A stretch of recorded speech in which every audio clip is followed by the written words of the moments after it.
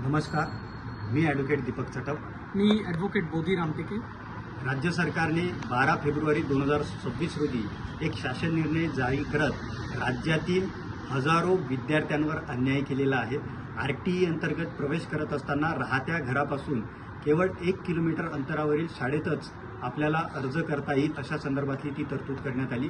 आज राज्यात हजारो गाव, वाड्या, वस्ती अशा आहेत की ज्याच्या 1 किलोमीटर अंतरावर शाळा, खाजगी शाळा देखील उपलब्ध नाही. अशा परिस्थितीत गोर, गरीब, वंचित, शोषित घटकातील विद्यार्थ्यांवर हा अन्याय करणारा निर्णय होता. या संदर्भात कुकुडसात जिल्हा चंद्रपूर येथील आदिवासी समाजातील शंकर बाबूराव आत्राम यांच्या वतीने आज माननीय उच्च न्यायालयात एक याचिका दाखल करण्यात आली होती. आणि या एकंदरीतच याचिकेची गंभीर दखल न्यायालयाने या ठिकाणी घेतलेली आहे. आणि एकंदरीतच राज्यातील ज्या जिल्हा परिषद शाळा आहेत त्यांच्या परिस्थितीवर देखील गंभीर प्रश्न न्यायालयाच्या माध्यमातून उपस्थित करण्यात आलेले आहेत. आणि या विषयाची गांभीर्यता लक्षात घेता त्यांनी 9 मार्चपर्यंत राज्य शासनाला उत्तर दाखल करण्यासाठी सुद्धा सांगितलेले आहेत.